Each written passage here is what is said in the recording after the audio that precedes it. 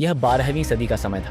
Crusade युद्धों के दौरान बैतुल मुकद्दस यरूशलेम पर कब्जे के बाद मुसलमानों का महान सेनापति सलाउद्दीन अय्यूबी अपनी विजय यात्राओं में व्यस्त था। उसकी दयालुता, न्यायप्रियता और शत्रुओं के साथ भी सम्मानजनक व्यवहार को इतिहास में सुनहरे अक्षरों में लिखा गया है। एक दिन एक बूढ़ा ईसाई सैनिक, जो कभी क्रूसेड सेना का वीर सेनापति था, सलाउद्दीन के दरबार में उपस्थित हुआ। वह बहुत कमज़ोर हो चुका था। उसके कपड़े पुराने और फटे हुए थे और उसके चेहरे पर गरीबी के स्पष्ट निशान थे। सलाउद्दीन ने उसे पहचान लिया। यह वही सेनापति था जिसने कभी मुसलमानों के विरुद्ध कई युद्ध लड़े थे, लेकिन आज वह असहाय और लाचार था। बूढ़े सेनापति ने कहा, हे सलाउद्दीन, मैं आज तुम्हारे दरबार में सहायता मांगने आया हूँ।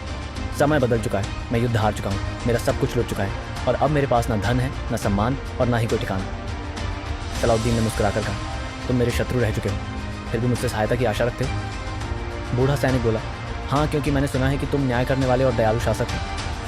यह सुनकर सलाउद्दीन अय्यूबी ने अपने मंत्री को आदेश दिया कि बूढ़े सैनिक के लिए रहने, रोज़मर्रा के खर्च और सम्मान का प्रबंध किया जाए। दरबारी आश्चर्यचकित रह गए कि उनका सुल्तान अपने पूर्व शत्रु के साथ इतनी उदारता क्यों दिखा रहा है। जब एक मंत्री ने पूछा, हे सुल्तान, यह व्यक्ति कभी हमारा शत्रु था, आपने इसके प्रति इतनी उदारता क्यों दिखाई?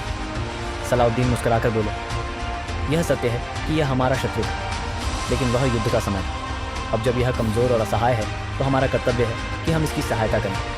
हमारी तलवारें केवल युद्ध के मैदान में उठती हैं, लेकिन जब कोई हमारी शरण में आ जाए तो हम उसे सम्मान देते हैं। यही इस्लाम का सच्चा संदेश है और यही एक सच्चे मुसलमान का चरित्र होना चाहिए। ये सुनकर दरबार में उपस्थित सभी लोग सुल्तान सलाउद्दीन अय्यूबी की महानता और न्यायप्रियता की प्रशंसा करने लगे। बूढ़े सेनापति की आंखों में आंसू आ गए और वह बोला, आज मैंने समझ लिया कि सच्ची वीरता केवल तलवार से नहीं बल्कि दयालुता और न्याय से भी होती है। ये कहानी हमें सिखाती है कि सच्ची शक्ति दूसरों पर दया करने में है, न कि प्रतिशोध लेने में। हमें अपने शत्रुओं के साथ भी न्याय और नम्रता से व्यवहार करना चाहिए, क्योंकि महानता केवल युद्ध जीतने में नहीं बल्कि लोगों के दिल जीतने में भी होती है।